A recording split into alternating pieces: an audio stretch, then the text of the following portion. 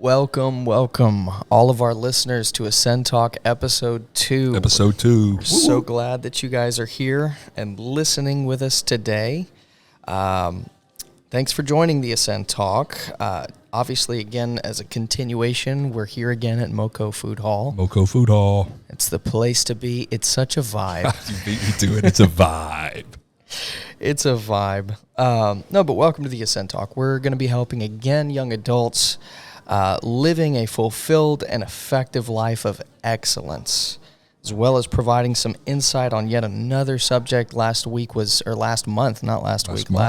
was all about communication. This month, we're talking about artificial connection. So basically, we're just digging deeper beyond the surface area of communication, and I'm excited about this week. You've got some good content, Cam. So we want to just take a few moments to provide perspective to you on the situations that you are facing in your life.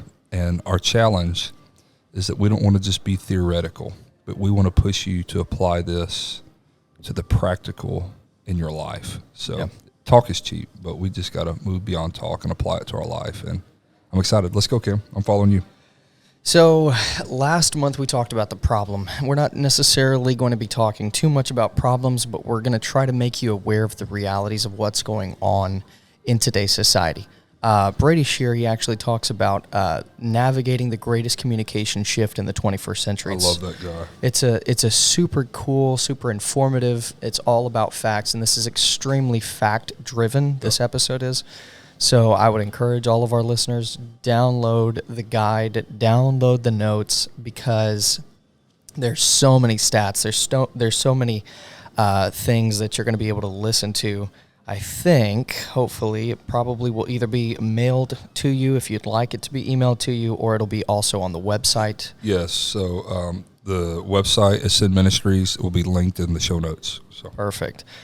So we're just going to go ahead and dive right in. Let's go ahead and start with Facebook. Facebook, 300 million plus photos are uploaded every single day. That's so much. 510,000 comments are commented every single minute. 293,000 status updates also every single minute. I feel guilty just listening to that, knowing that I contribute. Well, that's another thing, too. I mean, and we'll have self-reflection at the very end of it, too. But, I mean, literally, it happens so much every minute. Instagram, there's at least 95 million photos or videos that are uploaded every single day. Twitter, I don't even use Twitter. I know I have a Twitter, but I haven't used it in forever. I haven't either. 6,000 tweets are tweeted every second. That's a lot of wisdom. That's a lot of haikus. 350,000 every minute, 500 million tweets a day. YouTube, okay, this is all just content, right? YouTube, 3.7 millions are added to the YouTube every single day. 271 is equivalent to 271,330 hours of video, which means that it would take over 17,180 years if nobody added any more videos to watch all the videos that are on YouTube right now. The internet really did kill television. It really did. Sorry, cable. Yeah. But, so internet and social media, it's greatly influenced. It's killed, like you said, cable and television. It's greatly changed the way that we communicate and interact with one another. And in fact, there was a study that was showed that in 2005, only 5% of the population in the United States admitted to utilizing some form of social media in one way or another. However, today, that report is closer or even higher than 70% of the United States populace that utilizes social media. So that's probably Facebook kind of paved the way for getting the masses on social. I guess before that, it would have been like Napster and MySpace and all that. So MySpace. Napster, how about that? Napster, MySpace, what was the Everyone's Connected? Yeah. Oh, that was terrible. Back in the day. Man, I enjoyed that, but anyways. But there's a concern that's been growing and increasingly growing among different scientists, doctors, and what have you, that social media is actually eating away at face-to-face time. It's a phenomenon called social displacement. So we're going to get into the statistics of it, but in essence, in this episode, we're talking about 3 areas of focus. First and foremost, it's the artificial connection in relationships, one-on-one interactions. Secondly, it's artificial connection in work. And then thirdly, it's artificial connection in our churches Wow. and what that means to us today. So in other words, you're going to sneak a preach to us. might. We'll have to see. But let's start first with artificial connection in relationships. So there's two areas of study. First and foremost, it's the study in adults. And secondly, it's the study in teens. So first, we're going to start with in adults. And I found this very interesting because in one study, participants kept a daily log of time spent doing 19 different activities during weeks when they were and were not asked to abstain using social media. In the weeks when people abstained from social media, they spent more time browsing the internet, working, cleaning, and doing household chores. However, during the same abstention periods, I don't even know if abstention's a word. That's a good word anyway. That's a good word. It is now. Sounds smart. There was no difference in people's time spent socializing with their strongest social ties. Wow. So it kind of brings to my attention, and I was thinking about this, is that it doesn't matter whether it's face-to-face interactions, literal, physical, face-to-face, in person, or it's online. Adults can't tell the difference. It releases the same emotions regardless. And it can be very, very interesting and also scary. So in the study, there's very little evidence that social media directly displaces meaningful interaction with close relational partners. That's scary. Yeah, that's what I was. That's the exact thing I was just pondering. I was going to say thinking. I was thinking. Hey, thinking, pondering, it's all the same. Pondering is just a good pontification. It sounds great. So with adults, obviously, most adults have the cognitive capacity. We'll get to some of that later. But to distinguish that even though this isn't real, this is still meaningful. Right. Which I guess that's in and of itself, it's not a terrible thing. No, But not at all. What about the 15 and 16 and 17 and 18-year-olds who are on social, who are incredibly smart? They're on their way to doing incredible things, but scientifically they aren't developed enough to be able to distinguish the real world from the ether world. And now I recognize that the ether world and the real world, that line is getting smaller and smaller. But it's very dangerous. I think for all of us, not just young or old, we need to be very careful and monitor our time on social media. You know, coming out of 21 days of prayer and fasting. Yeah. Like I hardly ever. I got a notification this past Sunday that my screen time was down. I forget how much, but like it was mind blowing. Like I wanted to fall on the floor and cry. And Don't you hate those reminders every yes. week? Hey, your screen time's up 67%. Yeah, but so even now, like this week, I'm back on social. But because I saw that reminder, it's like I can't be up this week on screen time. Yeah. So it's very. I'm just re-preaching what you preach, Cameron. But I think we need to be very careful about how we view these things. Yeah, I mean, it's one thing because again, we're talking about artificial connection within relationships. So yes, in an essence, adults find a text message, a phone call, a tweet, a Facebook group, or a post, or whatever it might be. We feel as if we're connected, and we find meaningful attachment to those relationships, especially whenever we're contacting back and forth. This is helpful, but it's also dangerous. That's right, it is. And we'll get to that in a minute. But let's move forward and go into the study in teens. Because when it comes to the study in teens, there was a study by PhD professor Jean Twenge. I don't know if I'm saying that right. Probably not. But it was a study. John Twang. Sure. Yeah, that sounds a lot better. Jean. I just wanted to sound cultured. That's all I wanted to do. It's a vibe. But they found that as a cohort, high school seniors heading to college in 2016 spent an hour less a day engaging in in-person social interactions, such as going to parties, movies, riding in cars together, compared with high school seniors in the late 1980s. As a group, this decline was associated with increased digital media use. However, at the individual level, more social media use was positively associated with more in-person social interaction. Yeah. The study also found that adolescents who spent the most time on social media and the least time in face-to-face social interactions reported the most loneliness. So it's back to that cognitive development. Again, we'll get there in just a second, but we really need face-to-face and social physical touch, especially at a younger age where development is such a key thing. That face-to-face interaction, you just can't replace it. It's so important. Yeah. And what's crazy is this starts with not just our teenagers who enter the world of social, but my kids are 8, 9, and 10, and they get on their Nintendo Switches at least once a week, and they play with their friends in Dallas, Mason and Landry. Mm-hmm. And so they're already developing, and so because of that, we have to monitor the games that they have on my phone, on Kayla's phone, and also the games we allow them play and to play on their Switches and who they talk to, because that's just the very beginning stages of breaking down some of these areas and boundaries and just the social development as well. Yeah. So, I mean, there's great opportunities. Well, I don't want to focus too much on the downside, because there's opportunities here. There's the ability to be able to FaceTime and send text messages, call and write Facebook posts, immediately connect with family and friends. That's awesome.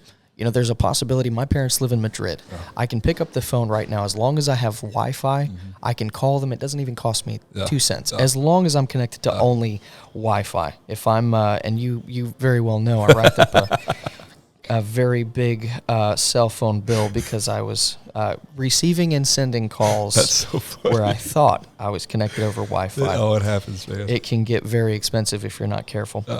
It's also a creativity outlet. So the Common Sense Media report says more than a quarter of teens said that social media is extremely or very important for them to express themselves creatively.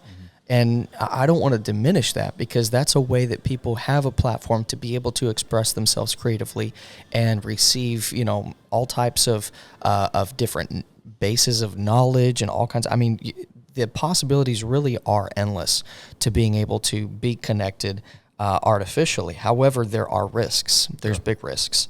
Number one, cyberbullying.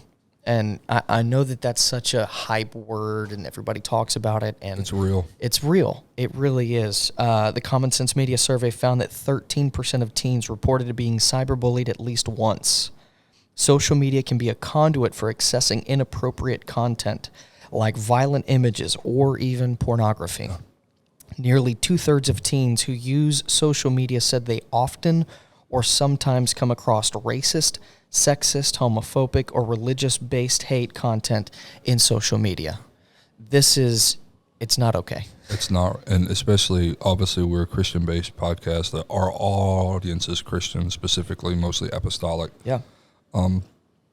And I think we should be very careful that Christians should lead the charge in being the positive change. Absolutely. Not just in the world, but on social. Yeah. And the whole comment, I'm sorry to interrupt, the whole comment that we laugh at, I'm just here for the comments. If you see a funny picture, like a news story that could be provocative, we go and say, I'm here for the comments. Why? Because of what you just said. Exactly. The homophobic, the sexist, the religious, the bigotry. And there's some genuinely just pure humor on there. But a lot of times we're here for the comments means the dark humor initiate now. Yeah, and it's not good. It's so easy to be able to read those comments, to fill your mind with all kinds of junk. I mean, there's really just no other way to put it. And there's scripture about that, about filling your mind with garbage. And the psalmist even said that, I'm not going to fill my mind in things that just waste my time. That's right. If it's not edifying to me, and let's be honest, let's be clear here. There is right and wrong. There is sin, and then there is the right way. It really does have a black and white, but you don't have to participate in sexist comments or racist comments, or you don't have to turn to violent images on the internet and receive that exposure. No. These little devices that we have at the palm of our hand, they're great tools, but they're also extremely dangerous if we're not moderating them. They can also be a weapon. Exactly. As easily as you can bring someone and build someone up, you can instantly tear someone down. And that's the whole point of cyberbullying. It's crazy that our thumbs have become an extension of our tongues. Yeah. And that sounded really good. That was good. I didn't mean for it to sound that good. It just happened. But the things that we would never say with our tongue in public, how quickly we are to say it with our thumbs in private. Well, and the other thing, too, is that we build up walls of defense so we can put our best foot forward, quote unquote, with no downside and no repercussions. We can easily fire off a tweet, or we can easily fire off a hateful comment or a mean comment or whatever it is, and then immediately retreat or delete it or whatever it is. We cannot just only express the strongest points of ourselves when we're in person. Yeah.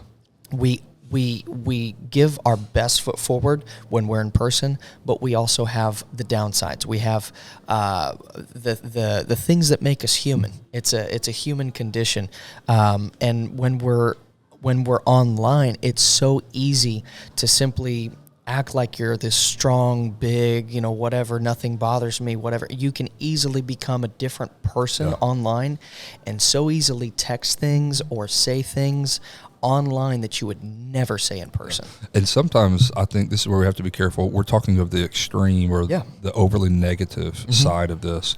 But there's also a side that's not necessarily negative, but it goes back to just the artificial connection side, the are we truly being authentic? We see people and we'll talk to people online who we know in person. Yeah. And they're boisterous and they're fun and they're outgoing online. But then when we get in a room or we're at an event, they're hiding in the corner and they're afraid. Different. Yeah. Yep. And that's not bad, because sometimes our personalities do shine through because we're private people. But I think personally, I try to always be the same. This just goes back to personal decision and discipleship. I want to be the same online in the room, and I just want to be the same on vacation also as well here, at home. So go ahead. I'm sorry. No, that's exactly right. I mean, it's all about making sure that you can have not just a balance, but that there's fluidity. That's right. That you're not a different person online as opposed to who you are in person. That's right. And there's benefits to doing that, but there's also huge risks. That's right. But let's move forward about cognitive development. This is something that's very eye-opening. I've been hitting up against this since the very beginning. Yeah. So they found in Children's Digital Media Center, there's a lot of digital communication use, in particular social media use, that seems to be connected to offline developmental concerns. If you look at adolescent development literature, the core issues facing youth are sexuality, identity, and intimacy. Wow. Research suggests that different types of digital communication may involve different developmental issues. For example, it was found that teens frequently talked about sex in chat rooms, whereas their use of blogs and social media appears to be more concerned with self-presentation and identity construction. So let's break that down a little bit, because the reality is that if you're not careful, your kids, your teens, they're not coming to you and asking you hard-hitting questions. They're finding their identity, and they're finding, let's just be honest, they're asking questions about hard-hitting topics such as sex and such as identity and all of those things, and they're being indoctrinated by people in chat rooms, complete strangers. These people in the chat rooms and online blogs and all those things, they don't believe the same thing that you believe. They're indoctrinating your kids, and they're telling their kids based on their opinion. And I'm all for making connections online, but you've got to be so careful. Yeah, I think that's the value of things like this, Ascend Talk, to where we can talk about the biblical perspective and mandate of purity when it comes to sexuality, when it comes to our conversations, when it comes to romantic relationships. Let's go there soon. It might be very uncomfortable, but we can frame it in a positive way to where it doesn't step over the boundary or become too uncomfortable. Yeah. But I think we must have these conversations, because if we don't have these conversations, young adults, my kids, just a society as a whole, if the church doesn't frame the narrative, those within the church or around the church who are seeking guidance and advice, they will go to someone who's framing a narrative. So we have to frame this. Well, and I think the reality of it is that it's an uncomfortable topic. It is. It really is. It's private. It's meant to be in a bedroom behind a closed door. Exactly. Yeah. But even with that, there's a right way and a wrong way to do it. If you're not comfortable talking about it, someone else is. That's right. And unfortunately, whenever you refuse not to talk about it because of how awkward or uncomfortable it might be for you, someone else is going to talk to your kids because your kids have questions. That's exactly right. and they're going to find out the answer somewhere. Yeah, that's what a couple days ago, one of our kids said something, and it was a very bad word. I said, hey, Kiki, we picked up the kids from school, and Kiki leaned forward, and he said, hey, my friend came to me and said this word and whispered it. First off, like how he whispered it, it was a terrible word, but the moment was hilarious. Like, we laughed, and then like we wanted to cry because innocence left. Right. And so because of that, we said, okay, he's hearing this. We have to have this conversation. Yeah. And we just had to walk through the door. And there's some things that I don't want to, as a dad, I'm like, man, there's some of these talks that I'm about to have. My oldest is about to be 11. Like, I know there's some talks that are coming. But the flip side is as uncomfortable as they are, I would rather frame it, and I would rather give a proper biblical perspective of what these things are than let an ungodly culture set the narrative for him. And the last thing, we've talked a lot about teens or cognitive development within young, very, very young people, but let's go further. And there's a statistic here that hits really, really close to home, which is that in adults, 1 in 3 divorces are caused because of disagreements in social media. Wow. Oh my goodness. So we don't hear a whole lot about it. No, we hear finances, which is true, but we do, right. We hear finances, we hear a lot of, there's always going to be whatever. But the reality is that, again, these are hard talks. But who you talk to, not just face-to-face, but online, matters. It really does, because I didn't make that statistic up, 1 in 3. And well, that's something that our family has been affected by. Exactly. And it's wow, it's crazy. And so who you talk to online, how you portray yourself online, it really does matter. So the reality of it is that if you're not careful with who you talk to and how you portray yourself, you're going to end up doing a lot more damage than you are actually building up your family. We'll get to that in just a second. But cognitive development, not just in teens or preteens or anything like that, but there's answers that are going to be found elsewhere. And again, it's an incredible tool that we have at our fingertips. Our thumbs we're able to easily send text messages and all kinds of stuff. But at the same point, if we're not careful, rather than finding validation within your family, and rather than as difficult as it might be, going back home to the same spouse and going through the same problems again and again, you'll start finding an outlet somewhere else and somebody else to talk to. And you can develop a relationship, because, again, adults don't know the difference between face-to-face or online. It's meaningful regardless. And so it will easily sever relationships and connections that are face-to-face, that are right here, because you're trading it out for a relationship that you made online. That's good preaching, Cam. Like, seriously, I'm going back to like the value of this, and this isn't valuable because you and I are doing it. This is valuable. I think podcasting is valuable, and having these conversations in a setting outside of a church and a platform and a preacher, even though we're both preachers that communicate very effectively in those avenues. But this is so important because we can be more, sorry, I accidentally unplugged my in-ear, so I was like, oh my God, what happened? We can have these conversations in a more intimate manner that's less intrusive. But yet it's less intrusive, but it's actually more intrusive because people can consume this at the level that they need to and apply it how they need to without having to be made eye contact with, or the back of your mind, what's the person down the row or across the room thinking about while Cameron is preaching about this. You know? So it's just how we communicate opens the door to what we do. And really it starts before we communicate. It starts in our heart and it starts in our mind. And I just, when you've been throwing all this information out, which is so mind blowing, good and bad, I just go back to, I just want to pray that the Lord would put a covenant over my eyes and around my heart, and God protect me, and He will protect me.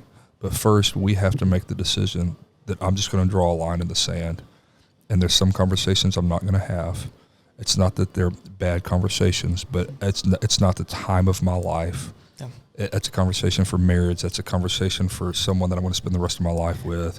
And I'm going to guard who I chat with I'm going to guard sliding into the DMs. I mean, face it, that's how so many relationships start, good and bad. Yep. And so there's a lot of good relationships that have started. So I'm not saying that that's a bad thing to direct message someone if you see someone that you find attractive, to the young adults who are listening. But we have to frame the conversation as if God was in the DM with us. Yeah. And the other thing, too, is it's hard to find accountability. Yes, it is. Whenever you're purely online. Yes. You don't have that accountability because, again, this isn't a conversation that you're just having face-to-face with somebody because you're scared of what other people might see. You can easily type something out that, again, you would never say to someone's face. Yeah. And so you've got to be extremely careful. Now, granted, again, and I'm not just trying to come off with negative because, like you said, great relationships have started. I mean, literally, just the fact that we're here at MoCo started with an online message that I sent to the relationship with the owner. I formed a relationship with the owner. Yeah. The owner's a great guy, and again, shout out to MoCo Food Hall. They're great. I love this place, but you just have to be careful, and you have to make sure that you're forming those relationships with accountability, not to anybody else, but at least with you and God. This goes back to what we talked about last month when you brought up boundaries. Yeah, like we just have to set boundaries. Absolutely. There's a line that we're not going to cross. Yeah, absolutely. But let's move on to artificial connection and work. COVID. We hated COVID. And we still hate COVID. We still hate COVID. But specifically Zoom. And I know people are going to get PTSD when they hear the word Zoom, but I twitch a little bit. My eye twitches every time I hear Zoom. But here's some statistics. There's 300 million daily meeting participants on Zoom as of 2022. Every year, 3.3 trillion meeting minutes are hosted by Zoom. The number of Zoom daily meeting participants grew at a rate of 1,900% between December 2019 and May 2020. We had no other choice. We had to still have those meetings. And Zoom had 485 million downloads in 2020 alone. We had to get connected. We couldn't just stop. It's no secret that during the pandemic, Zoom, among many other platforms, they completely changed how businesses operated.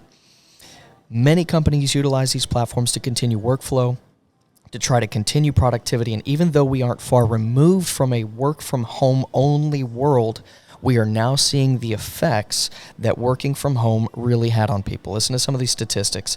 10% of workers, this is kind of as we were going into working from home, but 10% of the workforce stated that they're not comfortable working from home. They're just not comfortable with it. 11% claimed that there's too many distractions in their home offices. 13% complain of having inadequate equipment. It's just the reality. Now, as we've gone past it, we've seen a little bit of differences here and there, but this is the one that gets most of my attention, is that burnout. It's a very real threat. Over half the workforce, 51%, said that they were concerned about experiencing burnout from back-to-back calls when working from home. You're never off the clock. Even if you're off the clock, you're never off. Now, I work from home, right? My regular job, I work from home.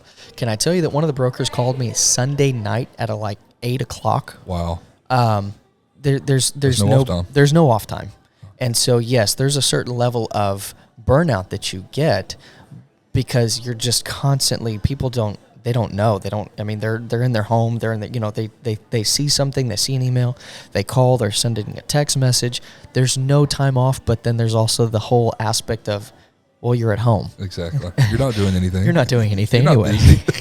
So while productivity at surface level seemed to kind of also be unaffected, we can't overlook the impact that it had on mental well-being. Some of this is what led to the Great Resignation, which is exactly kind of where a part of, I don't want to get too overly geopolitical right now, but a part of the reason why we're having some of the inflation that we're having right now is because the working wages have had to go up to attract people to come back to the workforce. Right. So I mean, it's a big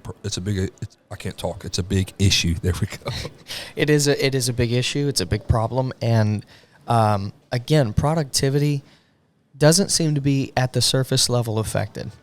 But I can guarantee you that there were people that whenever they were working from home after a certain period of time, they just got stir crazy. Yeah. Like, you wanted to leave the house, you can't leave the house. There's no ability to be able to disconnect and check in with reality because you're so caught up in this augmented reality, artificial connection bubble, and it's just not the same. And that's literally one of the things, is that the sense of belonging, it's generally missed when you're working from home. I don't care how many meetings that you have, whether it be with Google Hangouts or Zoom or whatever it is. There's people that I work with on a daily basis that I've met 0 times. Wow. And I've never had and I probably never will have the chance to physically meet. I don't know how tall they are. I don't know if they have stinky breath. I have no idea about them. All I know is based upon what they've given me from either Google Hangouts or Zoom or what have you.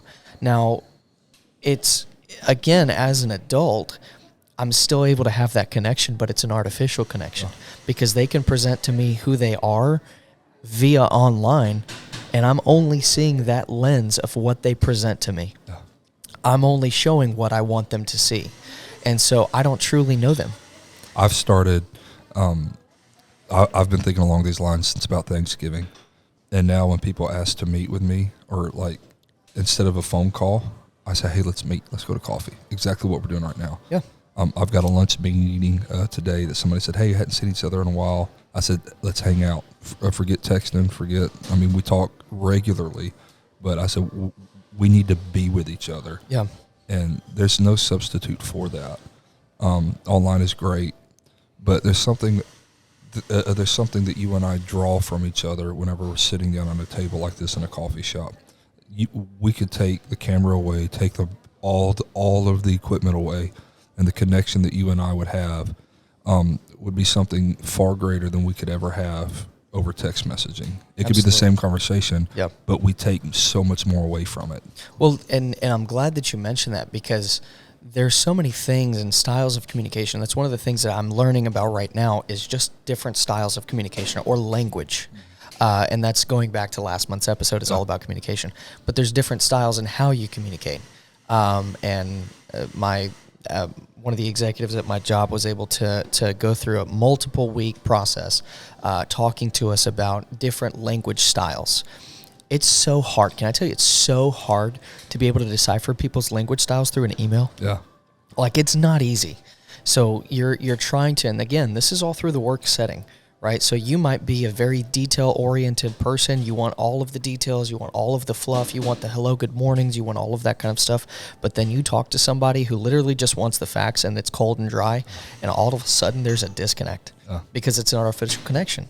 And so you don't know because you haven't had the chance to physically meet them. And even with text messages, different communication styles, sometimes I've even had this happen to myself. You write a question, then you'll write another question, and they'll respond yes. Oh, we talked about this last time. Yes to which one? Which one are you saying yes to? Literally. And I don't know. And I'm needing the answers, but I don't know which one you just said yes to. So it's so much better, I in my opinion. And some people might say the artificial connection is just the best way to go. Again, as adults, we can't distinguish the difference because it's the same for us. It's meaningful conversation, whether it's artificial connection or whether it's an in-person connection. However, so much stuff gets done, and you get that feeling and that sense of belonging. Don't negate yourself. Don't deny yourself the personal connection when you can. That's so good. It does actually help, and it might not be as productive. It might not be more productive, but I promise you, you're not going to be as depressed or lonely. Yeah. All right. So it's a Christian podcast. We've been moving beyond the theoretical into the practical with relationships, with work, all forms of communication. I think this last one is probably one of the most important because we are people of faith. Absolutely. So talk to us, Cam, about the artificial connection that we can have in church. Well, I like the artful connection. The artful connection. As creative people, we do like that. So there's nothing better than being able to enjoy church And we've never had this before, right? But COVID really opened the door. There's nothing better than being able to go to church in your pajamas sitting on your couch in the comforts of your home. That to me is awesome. I love that. Yeah. That's great. And obviously I get it. You deal with Zoom fatigue and you deal with mask mandates and all of that. And regardless of our listeners, regardless of how their church is doing it, I don't know. But church attendance has actually suffered nationwide because of now all of a sudden everybody being able to do what's called online church. I mean, it's just the facts. You were even telling me before, not just at Conroe Church, but in many different areas and many different churches, volunteer basis attendance, it's just down and has not recovered yet. Yeah, so I think it was Barna or maybe it was Pew Research. I'm confident it was Barna, but don't hold me to it. They did a study comparing regular church attendance post-pandemic versus pre, and it's down dramatically. Like people who would go to church 2 or 3 times a month are now going 1 or 2. People who would go 2 or 3 times every 5 weeks are now 1 or 2 every 5 to 6 weeks. So I mean, you spread that out over a year, and that's a massive percentage base. Yeah, and then you add a lot of people, especially in the apostolic Pentecostal world, a lot of people volunteer in some area of the church. So if our attendance is down, and they are, very few churches are up. Now, most all of our churches are growing, but getting everyone in the room at the same time is not. So we're growing financially. Our churches are stronger, but when you look out, it can be discouraging empty. sometimes. Yeah. And so, so going back, so people are attending less, but yet they're still volunteering. So what that means is they're only at church when they're volunteering. Yep. And I'll take you however I can get you. I'm not going to run you off. Yeah. But what that also means is you're not getting all that you potentially could because you're only there when you're serving versus when you're on the pew receiving as well. So I encourage you to be at church as often as you can.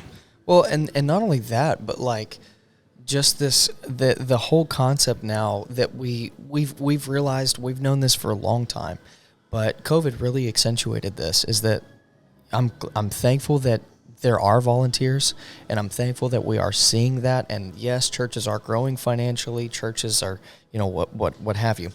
But there really is. It's been overemphasized again and again, just pre-COVID, post-COVID, what have you. There's way too many bench warmers. Yes.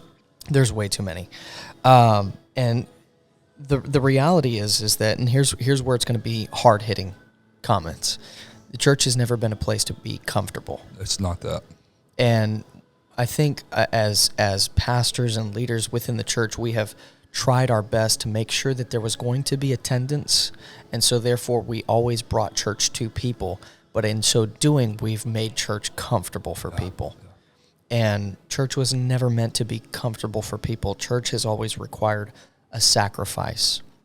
And so rather than just sitting there and being the bench warmer, whether it be on your couch, whether it be on what have you, we've understood, and we're understanding now more and more, that church is not a place for you to just be comfy and nothing happens and there's no change internally or externally, but rather there needs to be a sacrifice of your time, of your relationship with God. There's got to be a sacrifice. Church demands change.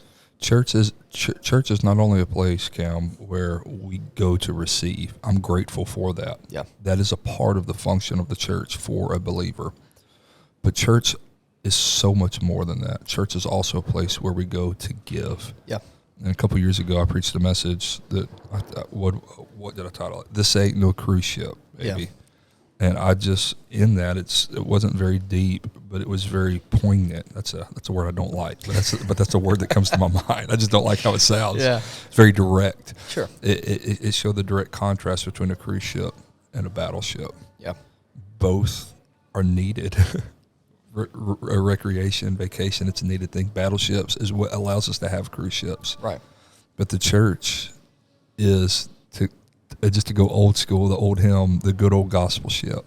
Yeah. We're on a mission going somewhere on purpose, and we'll only get there on purpose if we live according to our purpose. Yeah. And I think the thing is that and I have it in the notes here. So many times people come to church, they visit church, and they leave church. And when you ask them, you have the conversations of, what happened? What was the change? What was the disconnect? And a lot of times, well, I just didn't feel connected, or I didn't feel like I had a job. I didn't feel like I had a purpose. I didn't really feel, like I was needed there. Cool. Did you ask anybody how you can help? That's so good. Did you have a conversation with somebody that you can help? So, like, the number one complaint, which is funny too, because we as leaders and church leaders, we're able to see the other side of it. The number one complaint of department heads is always pretty much across the board the same. I don't have enough volunteers. That's right. I don't have enough people. I can't do this effectively like I want to because I just don't have enough people. I don't have the manpower, which is funny because a lot of times all you have to do is just ask.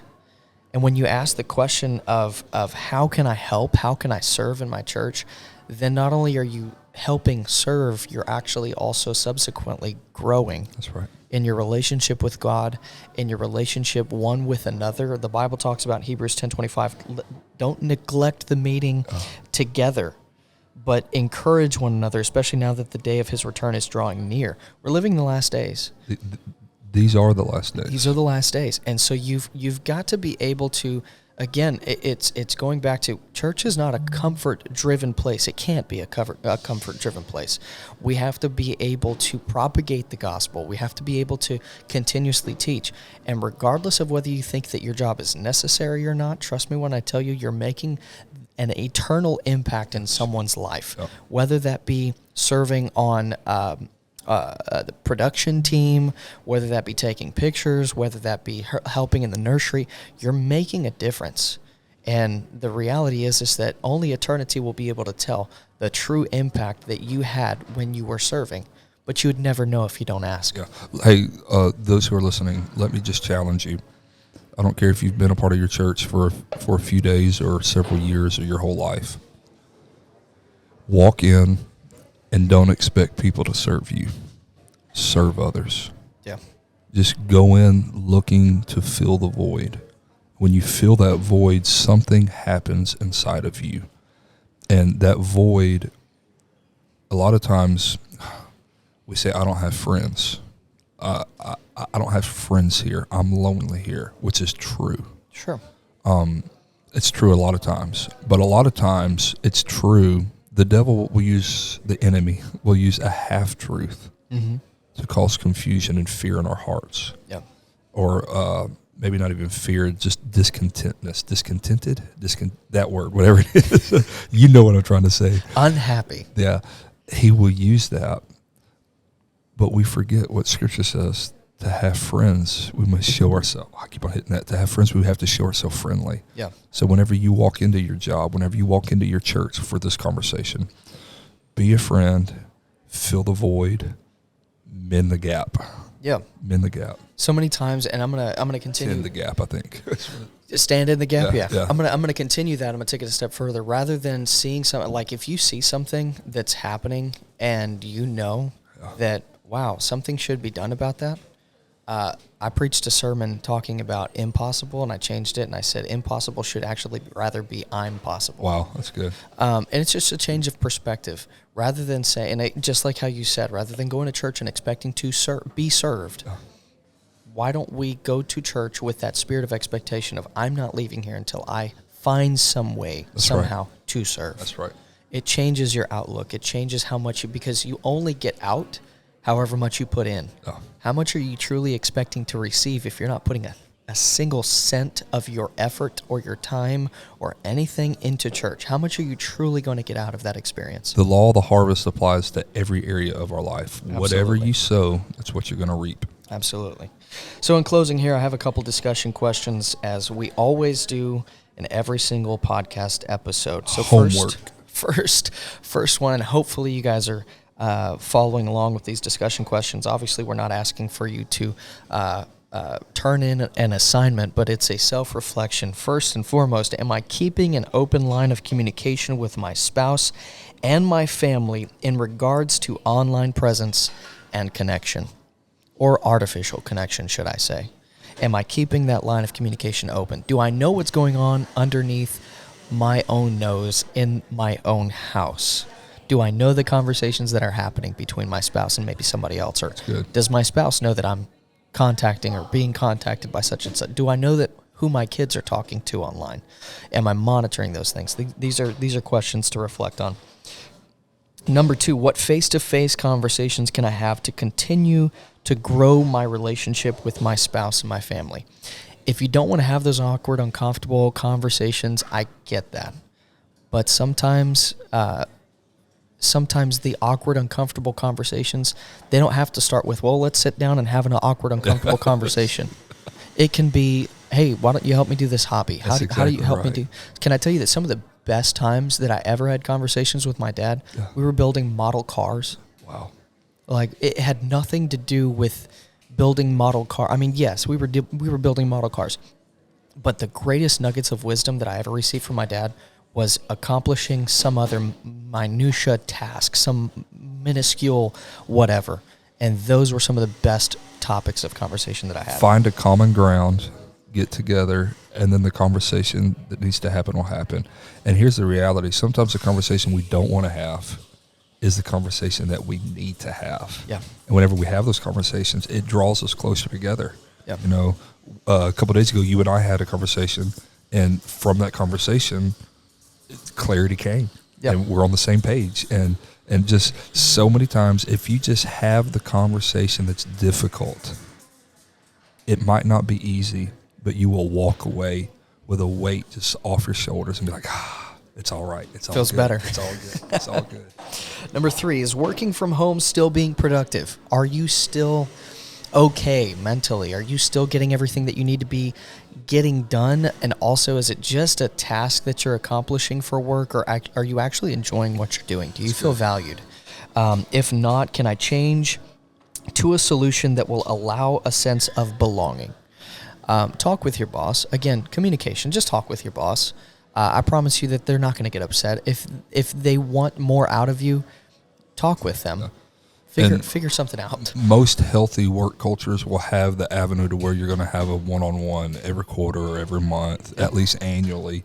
And if it is only annually, your boss, your superior is not going to mind if you send the email, hey, can we meet in your office? Or, hey, can we have this conversation? Yeah. And even, like, again, I work from home. My boss is constantly calling me. I'm constantly calling my boss. I'm sure he's sick of me now. But have those conversations. As awkward as it might be, you want to be productive. Your boss wants you to be productive. You want to make a difference, and you want, obviously, your company to grow. You want to grow as well. So have those conversations. So we had 3 practical questions, and the next 2 are practical, but they're also spiritual. So let's dive into those. How can I change my involvement in church? What can I do? How can I serve? This goes back to it. Instead of being served, how can I serve? How can I be the difference maker? Several years ago, actually before I was on the team here at Conroe Church, Dad did a leadership retreat, and he bought, I think it was a book or curriculum or something. It was called 212 Degrees. And there's 1 degree difference between when water's just hot and when it boils. Yeah. That 1 degree is the difference maker. Yeah. You listening today, you could be that one individual that's the difference maker for strategic growth, creativity, and innovation in your church. Yeah. And the other thing, too, to add to it, we always expect revival to come externally. It doesn't happen that way. Revival is always internal. Revival first. is internal. Harvest is external. Exactly. So if you're expecting revival to come externally, you're looking in the wrong place. I've said this a lot to my peers and even preaching at Conroe Church, but I love Billy Sunday, the great revivalist. He would go stand on that soapbox in the street, but before he got on it, he'd put the soapbox down, he'd get chalk, draw a circle, and people would begin to ask, what are you doing? He said, I'm praying that the revival starts here before it starts there, and he'd point at them. So exactly. Last question. Last question. Was my relationship with God an artificial or a superficial connection? And if so, how can I change that? Is believer just in your Instagram bio? Follower of Christ? Christ follower? I am a true disciple, but then in reality, you're not at all. Is it just a vibe? On TikTok, what is your For You page? How does that look? Yeah, exactly. Is that representative of your TikTok bio? Exactly. Have to have a meaningful, and you have to have fluidity. And this goes back to it, is what you're reflecting online truly a reflection of your character in right. person. So that's it. That's all we've got for you this month. We hope that this has blessed you. Thank you so much for tuning into the Ascend Talk. We hope that you grow. We hope that you can apply this practically. Trent, why don't you let us out? Ascend Conference 2024, January 5th and 6th. It's the same dates as 23, but it's a Friday night, Saturday morning, and Saturday night. We've got all the speakers, or not all the speakers, but we've got our general session speakers, our worship leader lined up. We'll be announcing that here in a couple months. So go ahead and put that on your calendar. You don't want to miss it. Thanks, guys. Have a great month. We'll talk soon.